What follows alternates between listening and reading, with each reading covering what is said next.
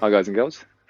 So I thought I'd do a few videos just covering a few different parts of the swing, and hopefully some of you might learn something from it, um, or it might just reinforce some of the things you already know, um, and hopefully you get a chance to practice a few things. So take a look. Okay, so wrist hinge, or setting the wrists. Now, reason why we need wrist hinge is to be able to apply leverage. So if you can imagine, as you're going into the backswing, adding this hinge and this lever, then you're able to really apply a lot more power into your golf swing. And if you've got the hands in the right position on the club, so if you've got the right grip and you've got that right hand specifically, or trail hand specifically in the right position in a hinge, it really is a lot easier to apply a lot of force consistently back into the ball. Now, there is some acceptable parameters with when you're going to hinge your wrist. It's not necessarily has to be sort of a quick set. You got sort of like the likes of Danny Willett, who set the club very quickly, largely because of some other things he's got in his swing. But he's again, this is an example of someone who sets the club very quick. Then you've got someone like Justin Rose, who's pretty conventional. And then you've got, let's say, Jack Nicklaus, who's quite a late hinge. And a lot of people do it. There is no real parameter. As long as it's in there and it's all completed by the top of the backswing or before the top of the backswing. So we want to make sure that we've got everything in position by the time we get to here to be able to then feel as though we're coming back to the ball without sort of moving in the wrong direction and having a bit of a overload for the wrists at the top of the backswing. That's when things start becoming consistent. So now, as we go past the takeaway, okay, so as we get past here, we got to understand then, as we hinge the wrists, the club face is going to open ever so slightly. So as long as you can understand sort of what happens with this end compared to this end, so they're basically opposite reactions. Okay, so move this out left, the club will go back, or move this out in front of me, club will go back, press down, up, blah blah blah. So as soon as I go into the backswing, I'm going to apply downward pressure in this left hand to be able to get that club to come up. I'm not going to do what I see a lot of people doing, which is this. And that's where the right arm gets really deep, really quick, and there's a lot of lifting going on, and that club effectively gets that bit too much inside. So as I go into the backswing, I'm actually applying, once I'm past the takeaway, I'm applying downward pressure right in here. So I'm pressing down to be able to get the shaft to come up. Remember, that's what opposite reactions are doing.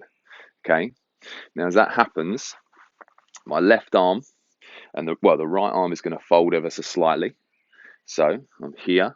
The right arm is going to fold ever so slightly. Remember, I'm not pulling up, so that means that right arm's not going to fold too much. So as I go back, I'm here. Right arm just folds ever so slightly. Right hand is going to sit on top of that left thumb, and that should feel like that is really able to apply a lot of pressure from this point.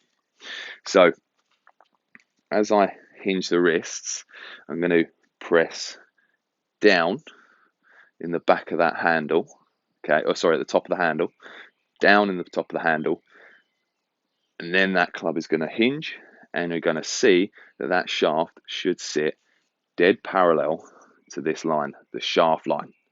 That's the important one.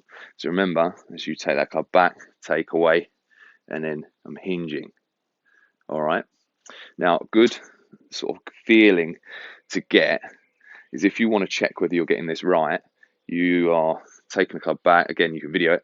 That'd be great. Here, again, in parallel to the shaft angle. Okay.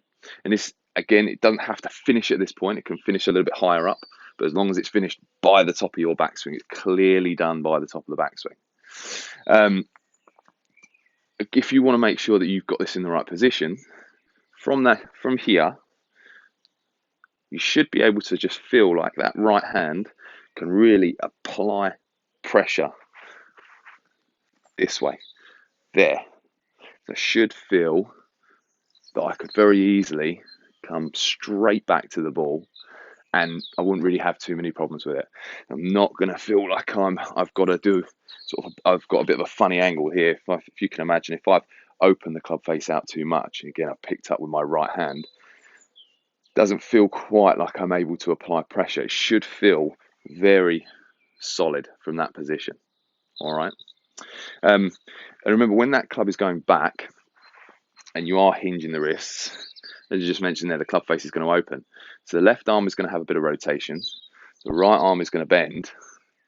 That's where the club face will open, not just by opening it. So watch out for that. And we don't want to see that club too hooded. So ideally, that's getting into that kind of position there. So if you hinge that club back here, and here, there's a lot of stress on the back of that right hand. So it feels like that club really is in that position. I've got to have some rotation in that left arm, and I'm going to have some fold in that right arm to be able to get that club into a good position and feel as though everything's in a parallel point. All right.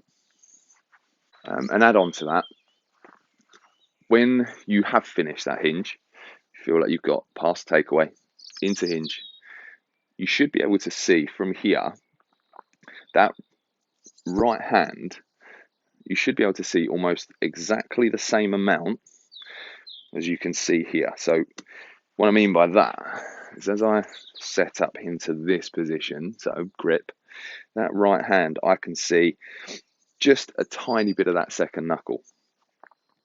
So as I go into hinge, again, here, I can see a tiny bit of that second knuckle.